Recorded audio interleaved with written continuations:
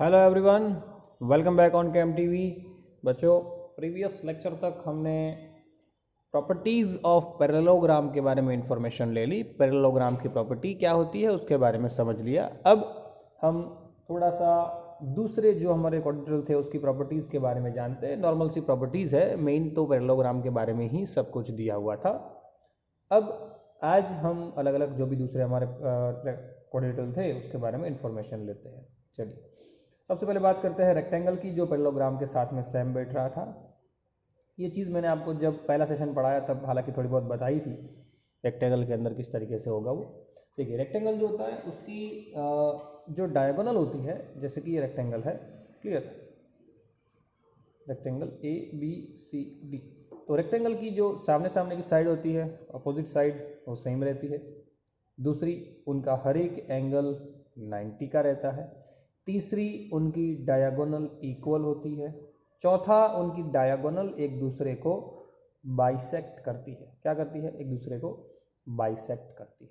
ठीक है, ये याद रखिएगा खास। ठीक है, ये स्टेटमेंट आपको याद रखना है कि the diagonal of rectangle are equal and bisect each other. ठीक है, क्या यहाँ पे साइड में लिख देता हूँ मैं, क्या है? The diagonals of the diagonals of rectangle are equal and bisect each other and bisect each other। ठीक है, ये याद रखना। और सेम इसका कन्वर्स भी लागू होता है कि भाई किसी भी प्रकार के रेक्टेंगल की डायगोनल इक्वल और बाइसेक्ट करती है तो सेम थिंग कि अगर कोई क्वाड्रिलेटरल की डायगोनल एक दूसरे को बाइसेक्ट करती है और एक दूसरे को क्या करती है, रेक्टेंगल की जो डायगोनल होती है वो अगर इक्वल होती है, माफ़ कीजिए, किसी भी क्वाड्रिलेटरल की अगर डायगोनल इक्वल होती है और एक दूसरे को बाइसेक्ट करती है तो वो क्वाड्रिलेटरल रेक्टेंगल का आ जाएगा। मतलब कि इसका कन्वर्स यहाँ पे क्या बताया गया, रेक्टेंगल की डायगोनल एक दूसरे को बाइसेक्ट करती है और इक्वल होती है। बट मैं ऐसा कहूँ कि कोई भी क्वाड्रिलेटरल का डायगोनल इक्वल होता है और एक दूसरे को वो बाइसेक्ट कर रही है तो वो टाइप का क्वाड्रिलेटरल क्या कहा जाएगा? रेक्टेंगल कहा जाएगा। मतलब इसका कन्वर्स भी आप लिख सकते हो। ठीक है, ये याद रखिएगा।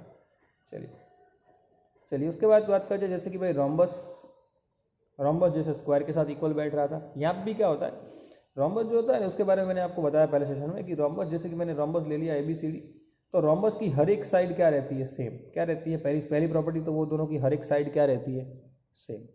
दूसरी प्रॉपर्टी, हर एक साइड सेम रहने के साथ ये इसके जैसे एक दूसरे को बाइसेक्ट नहीं करता है। एक दूसरे को बाइसेक्ट, सॉरी माफ कीजिए, जरूर करता है बट बाइसेक्ट 90 डिग्री पे करता है। जैसे कि ये जो बना यहाँ पे वो 90 डिग्री बनेगा, यहाँ पे ये बना वो क्या बनेगा? 90 डिग्री बनेगा, ये बना वो क्या बनेगा? 90।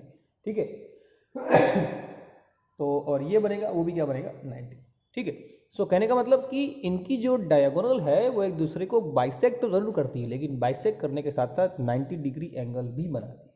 ठीक है, तो इसके लिए भी स्टेटमेंट आप लोग लिख सकते हो। क्या स्टेटमेंट लिख सकते हो? That the diagonal the diagonal of the diagonal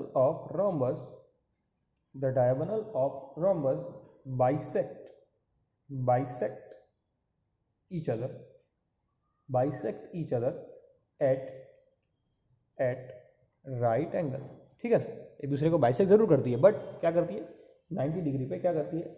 एक दूसरे को बाइसेक्ट करने के साथ साथ 90 डिग्री पे भी इंटरसेक्ट करती है। ओके, सेम इसका कन्वर्स भी लिख सकते हो आप, जैसे यहाँ पे मैंने कन्वर्स लिखा वैसे यहाँ पे कन्वर्स कर सकते हैं कि अगर कोई क्वाड्रिलेटरल के अंदर डायगोनल एक दूसरे को बाइसेक्ट करने के साथ साथ 90 डिग्री पे इंटरसेक्ट करती है तो वो रोम्बस हो सकता है। रोम्बस ही होता है, ऐसा नहीं कह रहा हूँ, हो सकता है। क्यों? क्योंकि वो तो स्क्वायर भी होता है ना, स्क्वायर भी एक दूसरे को 90 डिग्री पे बाइसेक्ट करती है, डायगोनल स्क्वायर की भी, और वो भी एक दूसरे को बाइसेक्ट इक्वल बाइसेक्ट ही करती है। ठीक है, इक्वल टुकड़ों में ही डिवाइड करती है। ओके, याद रखिएगा। साथ में चलो स्क्वायर की प्रॉपर्टी भी देख लेते हैं, थोड़ा क्लियर हो जाए। स्क्वायर के अंदर क्या होता है? ये देखिए, ये नॉर्मल स्क्वायर है। स्क्वायर की प्रॉपर्टी तो हर एक को याद होगी चारों side same, AB BC CD D है, हर एक एंगल 90, डायगोनल एक दूसरे को, पहले तो डायगोनल इक्वल, दूसरा डायगोनल एक दूसरे को 90 डिग्री पे बाइसेक्ट करेगी। ओके, तो यहाँ पे भी आप एक चीज लिख सकते हैं, क्या? द डायगोनल ऑफ, सेम ऊपर लिखा वैसा ही, कोई चेंज नहीं आएगा, थोड़ा बहुत चेंज रहेगा। The diagonal of square are equal and bisect each other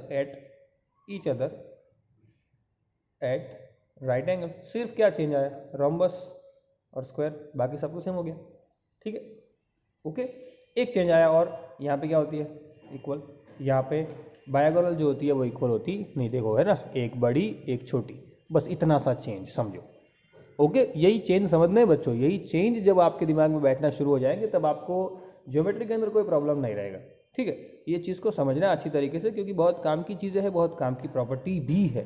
ठीक है, और ये जो सारी चीज़ें हैं वो आपको स्पेशली ऑब्जेक्टिव के अंदर बहुत ज़्यादा काम देगी, क्योंकि ऑब्जेक्टिव के अंदर इसमें से क्वेश्चन बहुत ज़्यादा पूछे जाते हैं, इसको लेके ट्विस्ट भी किया जाता है। ठीक है, ये चीज़ याद रखिए। ओके, चलिए अब चालू करते हैं हमारा next topic.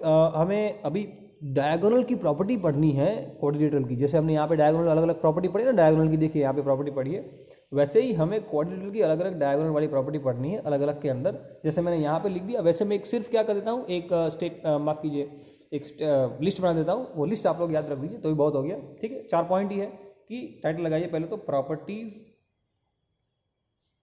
Of diagonal, properties of diagonal of quadrilateral, of quadrilateral. Okay, clear? क्या?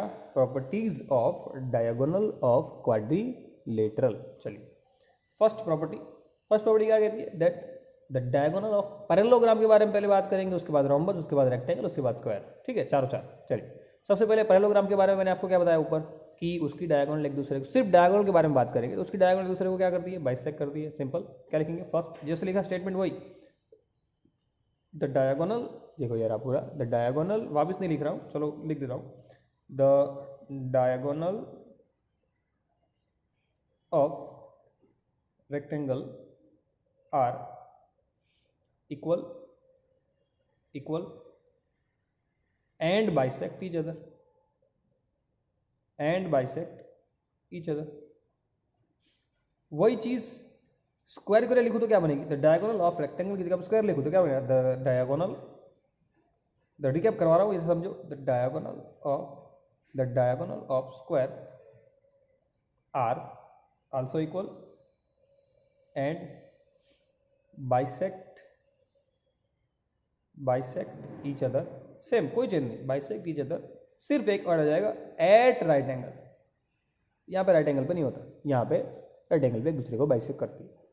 ये दोनों जैसी चीज़ है, वैसे साइमल्टेनियसली कौन होगा, सेम साइमल्टेनियसली जैसे रेक्टेंगल के साथ बैठेगा पैरेललोग्राम और स्क्वायर के साथ बैठेगा रोम्बस, बट थोड़े बहुत चेंज आएंगे। क्या चेंज आएंगे, जैसे यहाँ पे मेंशन कर रहा हूँ। चलिए जैसे मैं बात करता हूँ पहले, सबसे पहले स्क्वायर रेक्टेंगल को लेकर था पैरेललोग्राम, तो पैरेललोग्राम के बारे में बात करता हूँ। जैसे यहाँ पे हमने पैरेललोग्राम लिख दिया, diagonal of rectangle are equal bisect each other, तो फिर पैरेललोग्राम के बारे में क्या लिखेंगे, diagonal of parallelogram bisect each other. यहाँ पे इक्वल है, यहाँ पे इक्वल है, इक्वल हट जाएगा, सिर्फ बाइसेक्ट ईच अदर आएगा, बस सेम और कोई चेंज नहीं। क्या, the diagonal of parallelogram bisect each other, simple, उसमें इक्वल था, यहाँ पे इक्वल हटा देना है। ये थर्ड पॉइंट, सॉरी ना फोर्थ पॉइंट, जैसा स्क्वायर के बारे में लिखा वैसा ही रोम्बस के बारे में लिखेंगे। क्या लिखा रोम्बस के बारे में, द डायगोनल, वहाँ पे इक्वल हट जाएगा बस, द डायगोनल, सेम ऊपर लिखा वही, the diagonal of rhombus, the diagonal of rhombus bisect each other at right angle. Simple है कि नहीं, है ना, बहुत इजी। रेक्टेंगल के जैसा ये माफ कीजिए पैरेललोग्राम, और स्क्वायर का जैसा रोम्बस, बस इतना चेंज है। ओके, सो बच्चों समझिए कि यहाँ पे जो भी प्रॉपर्टीज़ के बारे में हम डिस्कस कर रहे हैं वो प्रॉपर्टीज़ आपके लिए इसलिए काम की है, इसलिए मैंने वापस से ये पूरी चीज़ मैंने आपको यहाँ पे ये वापस से लिस्ट आउट क्यों करवाया, यही चीज़ हमने पढ़ी वो लिस्ट आउट, क्योंकि आपको एक चीज़ क्लियर हो जाए कि कौन सा शेप, जैसे मैंने पहले सेकंड लेक्चर में शुरुआत में बताया था आपको कि आपको बच्चों को वही दिक्कत रहती है कि कौन सा शेप किसके साथ मैच कर रहा है, किसके साथ मैच नहीं कर रहा है, किस तरीके से एक दूसरे के साथ वो इंटरकनेक्टेड है। ठीक है, ये सारी बातें आपको पता होनी चाहिए। जैसे कि भाई मैंने बात की पैरेललोग्राम और रेक्टेंगल, थोड़े बहुत चेंजेस, स्क्वायर, रोम्बस, थोड़े बहुत चेंजेस, ट्रेपेजियम तो एकदम अलग मैटर है, ठीक है। तो ये सारी बातों को समझना, यही चीज़ आपको आगे जाके बहुत ज़्यादा काम देगी, ठीक है।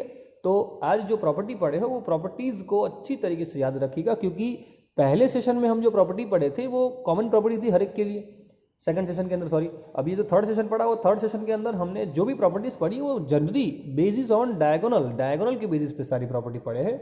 तो वो सारी प्रॉपर्टी को बच्चों याद रखने की ट्राई कीजिएगा, ठीक है। दूसरी सबसे इंपॉर्टेंट बात जो हर वक्त मैं बताता हूँ, सारी चीज़ों को लिख के लर्न करना है, चाहे 2 टाइम लिखना पड़े चाहे 4 टाइम लिखना पड़े, क्योंकि ये बेस है, ज्योमेट्री का बेस इसलिए 9th में दिया गया है, इवन एनसीईआरटी में भी था, अभी एनसीईआरटी में सॉरी है, और गुजरात बोर्ड की बुक में भी था कि ये चीज़ आपको इसलिए यहाँ पे दी हुई है क्योंकि आपको 10th की ज्योमेट्री के अंदर जो भी आप जैसे न्यूमेरिकल वहाँ पे सॉल्व करेंगे ट्राइंगल के, तो उसके अंदर जो नॉर्मल स्टेप्स के अंदर आप सम गिनते जाओगे, वैसे वैसे आगे जैसे जैसे स्टेप करते जाओगे वैसे वैसे स्टेप के अंदर नई नई प्रॉपर्टी डालती पड़ेगी। तो वो प्रॉपर्टी उस वक्त आपके दिमाग में होगी तो आप कोई भी बड़े सम को छोटा भी कर पाओगे, आप प्रॉपर्टी लिख के भी वो चीज़ सॉल्व कर पाओगे, ठीक है। तो ये याद रखिएगा बच्चों अच्छी तरीके से, ठीक है, और कहीं पे मिस्टेक ना हो, बस रेडी, सारी चीज़ों को लिख के लर्न करना है। मिलते हैं अगले लेक्चर में, till then thanks a lot.